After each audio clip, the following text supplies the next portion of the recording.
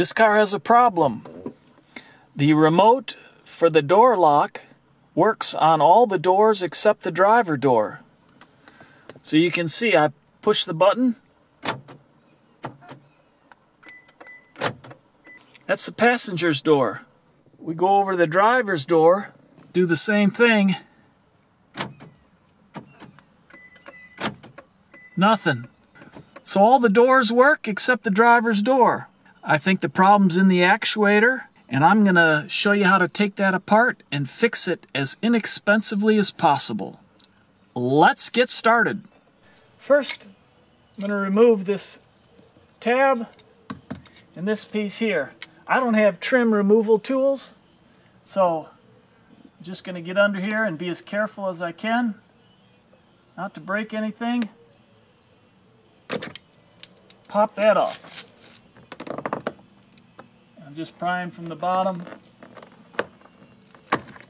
and that pops straight out. Next, there's a trim piece here at the door handle. Just going to stick the screwdriver in here and gently pry that out. And there we go. That exposes another Phillips screw. There is a screw holding the door handle underneath this piece. With that screw taken out, we can lift this out. With that lifted out, we need to remove that screw that holds the door panel on. Well, it's hard getting this plug out, and I don't want to break anything, so there's just 3 screws holding this in. I'm going to take that out, then I can push that right through there. And one other plug. See if this one's a little easier to negotiate. And it is. So I can set this aside. And I'm going to set this right down in here, so I can pull the panel off. There are a couple screws at the bottom of the panel. On the back of this panel, there's a cable that goes to the door handle and the door lock. We need to disconnect those.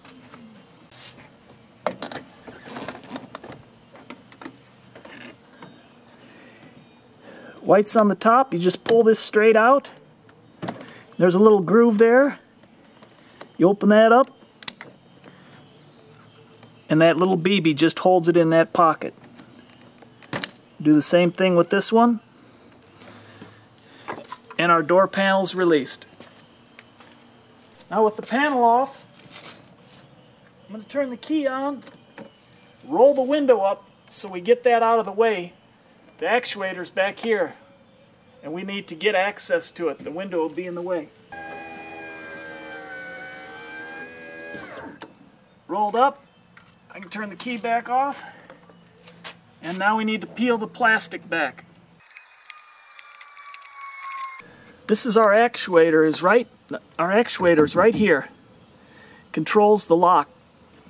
So I need to take these 3 screws out. I need to disconnect this cable that goes to the actuator itself, which is right there. I'm going to disconnect this. There's a little tab here. Pull it straight out. This bolt holds the window track in, and I need to remove that to free up the actuator. I will use a Torx bit to remove these 3 screws. I'm going to hold the actuator while I'm loosening this last one so it just doesn't fall down.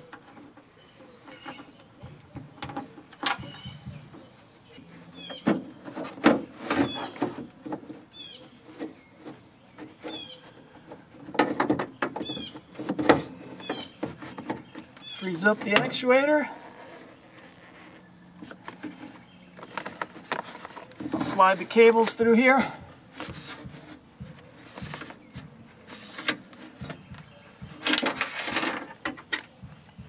And there we go. And our problem lies in there. If I can't fix it by the internal mechanism, then I'll just have to order another one of these.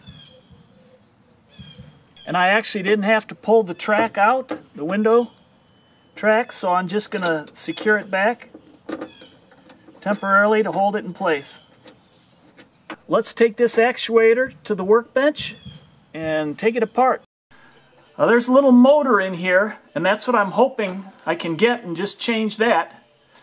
They're just a few bucks online, and I'm going to see if we can take this apart without having to damage the plastic case and get at that motor and see what kind it is. Part of the problem, I don't have the part right now, and it's because I couldn't find online what part I needed. If I needed a beveled shaft or a smooth shaft or an extended shaft, there's 10 millimeter or 20 millimeter. All I can do is take this apart and see what I need. This is for a 2006 Toyota Camry. It would hold true for 2002 through 2006, and I'm sure many other vehicles. So if you have that year model car, this will help you a lot. And then you can have the part, take it apart, put it right back together, and be done with it. But I'll take it apart, take that out, order the part, and then hopefully in a couple days I can put it all back together. First I'm going to take this top cap piece off. Little tabs there that lift off.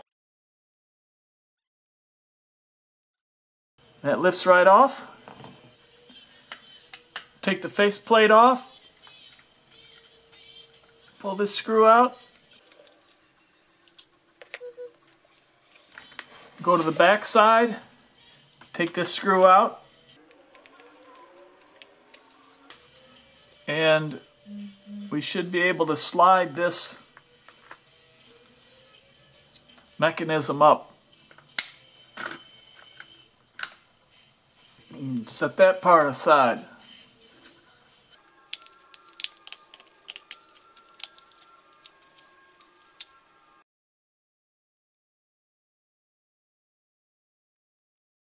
Okay, I just took this apart. I'll show you how it works. The motor drives the worm gear. The motor plugs into these two prongs. The worm gear turns this drive gear, and this drive gear runs the locking mechanism. If when you're taking this apart, some of the parts pop out, you want to make sure that you've got it lined up. But this turns, and you can see that it's operating the locking mechanism. See that? So, the worm gear sits on this nub there, which is what this screw goes through in the center on the cover. This piece sits on that gear with the contact there, and it ties into that nub there. And this is one piece, this plastic piece here, but it's spring loaded by this spring right here. It slides in this mechanism here, which runs the lock for the door and the lock over.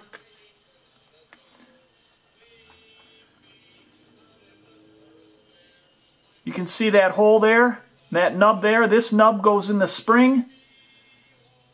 This fitting goes onto that stub there. And then this rides in the locking mechanism. And then there's the contacts here, which runs the actuator. So if for some reason some of the parts pop out, you know how it goes back together. So I'm going to put that on the nub. That fits in that pocket on the spring. That spring sits on top of that. It goes just like that. Fit down in there. That's sitting in the spring. That's on the nub there. Got that spring over that. That locks into that. And then this piece fits on there and goes, that fork goes onto that little stub there. Just in case when you pop that apart, you need to make an adjustment. Make sure it's all hooked up right.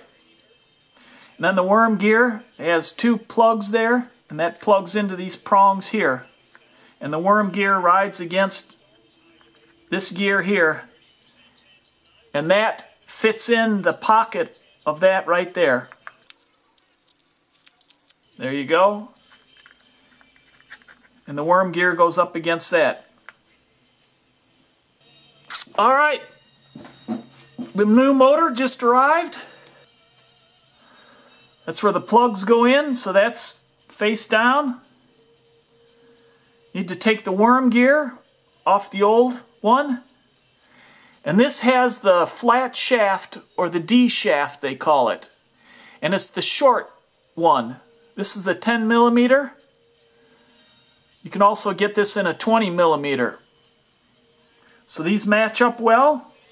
You can see the worm gear has that flat side too. Slides in there. I put a little grease on the worm gear.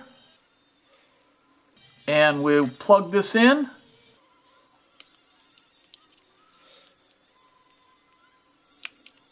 There we go. There we go. I felt it. Locked in there. Worm gear's lined up with the drive gear. And all this is secure as I showed you. Now to put the top cover back on, this fits in that mechanism there.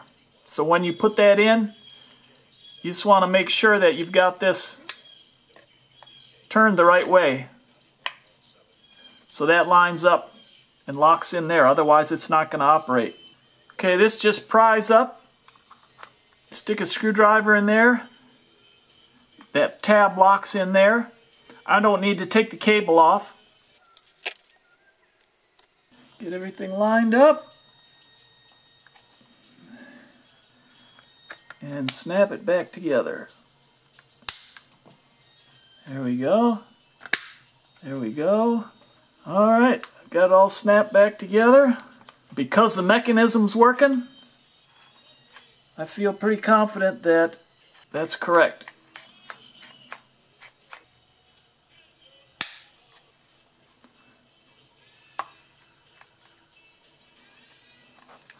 When you put this back in, you got to slide that under there. Right there. There we go. You got to get this snap in. There we go. Make sure you push it all the way down. Put this screw in.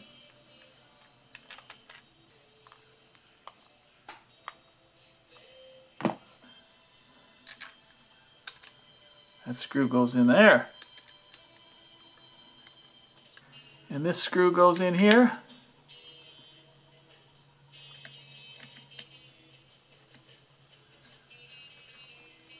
And we can put the cable back on.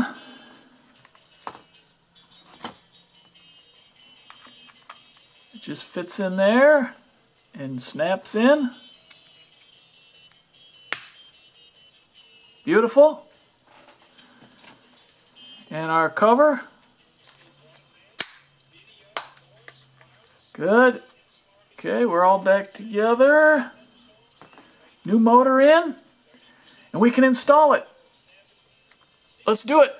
Because I had to wait for the part, I wasn't able to close the door tight, which left the lights on. I didn't want to drain the battery, so I disconnected the battery. Let's hook it up, and we'll put the actuator back in. Now a quick note here, that copper-colored rod that goes to the door lock, you got to make sure that you get it in there.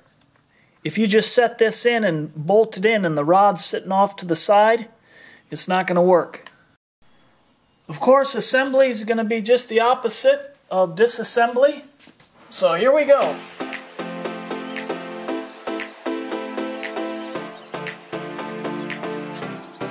I was just making sure I got that copper rod in that spot that I told you about.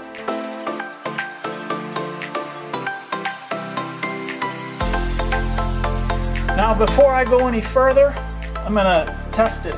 Make sure it works. That works. I'll try to lock it. Hey, hey, hey! Hee-hee! Unlock. Oh, thank you, Lord. Now I can put it back together. Wonderful.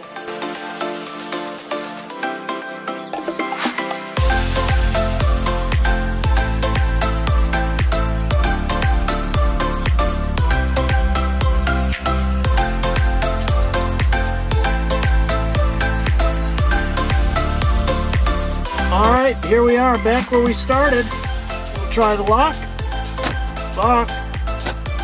Unlock. And the driver's door that didn't work. Lock. Unlock. How about that?